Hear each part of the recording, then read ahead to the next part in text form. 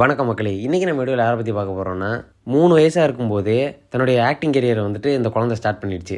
உங்களுக்கு ஃபோர்டில் வந்துட்டு ஆட் பண்ணுறதுக்காக இந்த குழந்தைய வந்துட்டு சைன் பண்ணி கொண்டு போயிடுறாங்க. அதை தொடர்ந்து வந்துட்டு சோப் ஒப்பேரா அப்படின்ற சீரியலில் வந்துட்டு ஒரு நல்ல வாய்ப்பு கிடைக்கிது சின்ன வயசாக இருக்கும்போதே.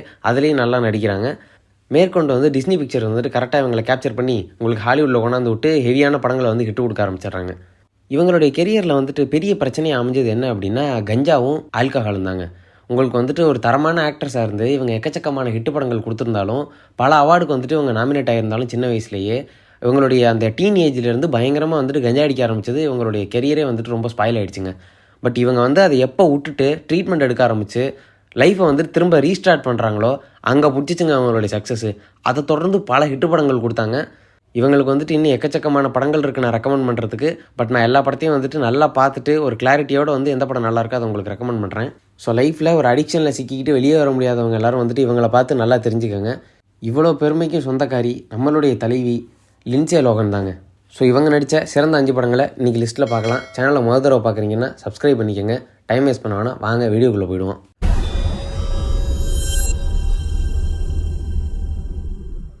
நம்மளோட லிஸ்ட்டில் 5th பிளேஸை பிடிச்சிருக்குது ஹர்பி ஃபுல்லி லோடட். 2005 வந்த இந்த படத்தை ஒரு ஃபேமிலி காமெடி ஃபில்மாக எடுத்திருக்காங்க. இந்த படத்தோட கதைன்னு பார்த்தீங்கன்னா, ஒரு ப்ரொஃபஷனல் கார் ரேசர் ஆகணும் அப்படின்னு ஒரு பொண்ணு ஆசைப்பட்றா. அந்த பொண்ணு வந்துட்டு அது இப்போ ஆசைப்பட்டா அப்படின்னா அது நடக்கிறதுக்கான வாய்ப்பு இருக்குது. பட் அந்த பொண்ணு ஆசைப்படுற காலகட்டம் வந்துட்டு உங்களுக்கு 90s காலகட்டம்னு வச்சுக்கோங்க. அந்த மொமெண்ட்டில் வந்துட்டு ஒரு பொண்ணு வந்து ரேஸ் ஓட்டுறதை யாரும் ஏற்றுக்க மாட்டாங்க. ஸோ அவங்க அப்பாவும் வந்துட்டு ஒரு பொண்ணு வந்துட்டு ரேஸ் ஓட்ட வேணாம் அப்படின்ற ஒரு மென்டாலிட்டி, எதுக்கு வந்துட்டு ரேசிங்லாம் கொண்டு போய் விட்டுக்கிட்டு அப்படின்ற ஒரு கன்சர்வேட்டிவ் மைண்ட் செட்டு. இந்த சமயத்தில் எப்படியாச்சும் ரேசர் ஆகணும் அப்படின்ற கனவு இந்த பொண்ணுக்கு இருக்குது. இந்த சமயத்தில் வந்துட்டு ஒரு செகண்ட் ஹேண்ட் காரை போய்ட்டு வாங்குறாங்க. இந்த காருக்கு எதிர்பாராத விதமாக உயிர் இருக்குது. ஸோ இந்த காரை வச்சுக்கிட்டு நம்ம ஹீரோயின் வந்துட்டு ரேஸ் ஓட்டி ஜெயிக்கிறாங்களா இல்லையா, தன்னுடைய கெரியரை வந்துட்டு எப்படி மாற்றுறாங்க அப்படிங்கிறத வந்துட்டு படத்தை பார்த்து தெரிஞ்சுக்கோங்க. இந்த படத்தை வந்துட்டு குழந்தையாக இருக்கும்போது நான் தமிழ் டப்பிங்கில் பார்த்துட்டு பயங்கரமாக சிரிச்சிட்டு இருந்தேன். இப்போ வந்துட்டு ரொம்ப அடல்ட் ஆனதுனால என்னால் சிரிக்க முடியல. பட் ஸ்டில் வந்து ரசிக்கிற அளவுக்கு தான் அந்த படம் இருந்துச்சு. அப்போ வந்துட்டு இந்த ஹீரோயினுடைய பேர் என்ன அப்படின்னு எனக்கு தெரியாது. பட் ஹீரோயினை ரொம்ப பிடிக்கும். இப்போ தான் ஃபைனலாக அவங்க பேரை கண்டுபிடிச்சி பல படங்களை வந்துட்டு நான் பார்க்க ஆரம்பித்தேன். ஸோ இந்த படத்துக்கு நாங்கள் கொடுக்கக்கூடிய ரேட்டிங் 5.2. அதுதான் நம்மளோட லிஸ்ட்டில் 4வது இடத்தை பிடிச்சிருக்குது ஐரிஷ் விஷ். 2024 வந்த இந்த படத்தை ஒரு ரொமான்டிக் காமெடி ஃபில்மாக எடுத்திருக்காங்க. இந்த படத்தோட கதைன்னு பார்த்தீங்கன்னா, மேடி அப்படின்ற பொண்ணு வந்துட்டு தன்னுடைய லைஃப்பில் வந்து ரொம்ப நாளாக வந்துட்டு ஒன் சைடாக காதலிச்ச ஒரு பையன் வந்துட்டு தன்னுடைய ஃப்ரெண்டை வந்துட்டு கல்யாணம் பண்ணிக்க போகிறாங்க அப்படின்ற விஷயம் வந்து தெரிஞ்ச உடனே ரொம்ப மனசொடைஞ்சு போயிடுறாங்க. பட் இருந்தாலும் மனசை தேத்திக்கிட்டு மணப்பெண்ணுக்கு வந்துட்டு தோழியாக வந்துட்டு போகிறாங்க. இந்த கல்யாணம் நடக்கிறது அயர்லாண்டில். கல்யாணத்துக்கு முதல் நாள் நம்ம ஹீரோயின் வந்துட்டு ஒரு வேண்டுதல் போடுறாங்க. நான் ஆசைப்பட்ட மாதிரி நான் மணப்பெண்ணாக இருந்தால் எப்படி இருக்கும் அப்படின்ற மாதிரி ஒரு வேண்டுதலை போடுறாங்க. அடுத்த நாள் இவங்க எழுந்திரிச்சு பார்க்குறாங்க, உண்மையிலே வந்துட்டு இவங்க மணப்பெண்ணாக மாறிடுறாங்க. அப்புறம் ஐயா பிரச்சனை, ஹாப்பியாக இருந்திருக்குமே சந்தோஷமாக இருந்திருக்குமே அப்படின்னு பார்த்தீங்கன்னா அங்கே தான் இருக்குது ட்விஸ்ட்டு. இவங்களுடைய சோல்மேட்டு வேறு யாரோ. ஸோ இதுக்கு மேலே இந்த படத்தில் என்ன இருக்குது அப்படிங்கிறத படத்தை பார்த்து தெரிஞ்சுக்கோங்க. இந்த படத்தில் வேறு ஏதாவது சொன்னால் ஸ்பாயிலர் ஆகி நெட்ஃப்ளிக்ஸில் இருக்குது. இந்த படத்துக்கு நாங்கள் கொடுக்கக்கூடிய ரேட்டிங் 5.6. அடுத்தது நம்மளோட லிஸ்ட்டில் 3rd பிளேஸ் பிடிச்சிருக்குது ஜஸ்ட் மை லக். 2006 வந்த இந்த படத்தை ஒரு ரொமான்டிக் காமெடி ஃபில்மாக எடுத்திருக்காங்க. இந்த படத்தோட கதை என்னன்னு பார்த்தீங்கன்னா, படத்தோட நம்ம ஹீரோயின் ஆஷ்லி வந்துட்டு பயங்கரமான ஒரு லக்கி கேர்ளுங்க. இவங்க வந்துட்டு எதை தொட்டாலுமே வந்துட்டு சக்ஸஸ் ஆகிடும்னு வச்சுக்கோங்க. அந்த பக்கம் படத்தில் நம்ம ஹீரோ வந்துட்டு சரியான பேட் லக் பிடிச்சாலே அவர் எதை தொட்டாலும் வழங்காது. இந்த மாதிரி ஒரு சுச்சுவேஷனில் இவங்க 2 பேரும் முத்தம் கொடுத்துக்கும் போது இந்த பொண்ணுடைய குட் லக்கெல்லாம் அவனுக்கு ட்ரான்ஸ்ஃபர் ஆகிடும். அந்த பையனுடைய பேட் லக்கெல்லாம் வந்துட்டு இந்த பொண்ணுக்கு ட்ரான்ஸ்ஃபர் ஆயிருங்க.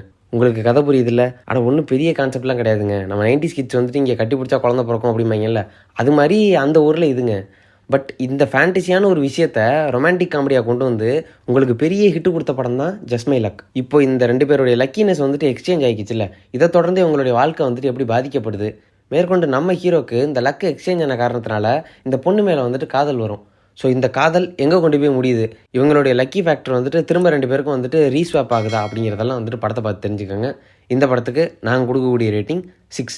அடுத்ததாக நம்மளோட லிஸ்ட்டில் 2nd பிளேஸை பிடிச்சிருக்குது ஃப்ரீக்கி ஃப்ரைடே. 2003 வந்த இந்த படத்தை ஒரு சோல் ஸ்வாப்பிங் காமெடி ஃபில்மாக எடுத்திருக்காங்கன்னு சொல்லலாம். இந்த படத்தோட கதைன்னு பார்த்தீங்கன்னா, படத்தில் நம்ம ஹீரோயினும் அவங்க அம்மாவும் வந்துட்டு ஒரு சந்தோஷமான வாழ்க்கையை வாழ்ந்துக்கிட்டு இருக்காங்க. பட் எதிர்பாராத ஒரு ஆக்சிடென்ட் காரணத்தினால இவங்க 2 பேருடைய சோல்ஸும் வந்துட்டு ஸ்விட்ச் ஆகிடுது. ஸோ நம்ம இது வரைக்கும் பார்த்த சோல் ஸ்வாப்பிங் படங்கள்லாம் வந்துட்டு பயங்கர காமெடியாக வெவ்வேறு ஆங்கிளில் எடுத்திருந்தாலும் இந்த சோல் ஸ்வாப்பிங் வந்துட்டு அம்மாவுக்கும் பொண்ணுக்கும் இடையில் நடக்கிறதுனால உங்களுக்கு வந்து முரட்டு காமெடியாக இருக்கும். இந்த அம்மா வந்துட்டு இவருடைய வாழ்க்கையை வாழ்கிறது தான் எனக்கு ரொம்ப பிடிச்ச பார்ட் இந்த படத்துலையே.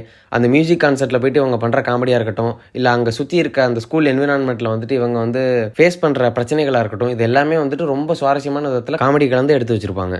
இந்த படம் வந்துட்டு நல்ல ஃபேமிலியோட குழந்தைங்க கூட வந்து உட்காந்து ரசிக்கிற அளவுக்கு ஒரு தரமான படம் தாங்க. இந்த படத்துக்கு நான் கொடுக்கக்கூடிய ரேட்டிங் 6.5.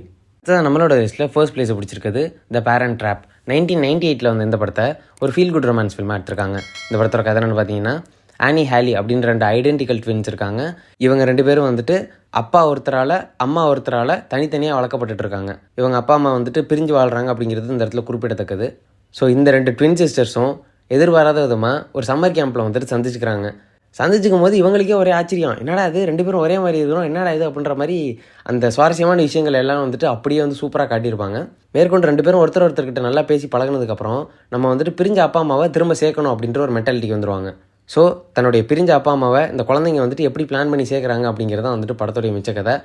நம்ம குடும்பத்தோடு பார்க்குற மாதிரி மனநிறைவான படங்களை வந்துட்டு டிஸ்னி வந்துட்டு கொடுக்கறதுக்கு தயங்காது. ஸோ அந்த மாதிரி டிஸ்னி கொடுத்த தரமான படங்களில் வந்து இதுவும் ஒன்று.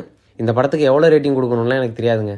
படத்தை போய் பாருங்கள், அவ்வளோதான் சொல்லுவேன். ஆனால் இந்த படம் வந்துட்டு ஒரு ஸ்பானிஷ் படம், அதை இங்கிலீஷில் டப்பிங் பண்ணி விட்டாங்க. ஸோ உங்களுக்கு எப்படி இருக்கும் சௌகரியமாக அப்படின்னு எனக்கு தெரியல, தமிழ் டப்பிங்கில் இருக்கான்னு தெரில. பட் நான் இங்கிலீஷில் பார்த்தேன், ப்ரைம் வீடியோவில் இருக்குது, ட்ரை பண்ணி பாருங்கள். இதோட வீடியோவை முடிச்சுக்கலாம். வேறு ஏதாவது தரமான படத்தோடைய லிஸ்ட்டு வேணும் அப்படின்னா கீழே கமெண்ட் பண்ணுங்கள், நான் உங்களுக்கு எடுத்துன்னு வந்து கொடுக்குறேன். சேனலை சப்ஸ்கிரைப் பண்ணிங்கன்னா குழந்தை குட்டியோட சந்தோஷமாக இருக்கலாங்க. ப்ரெஸ் பண்ணி விடுங்க. பாய்.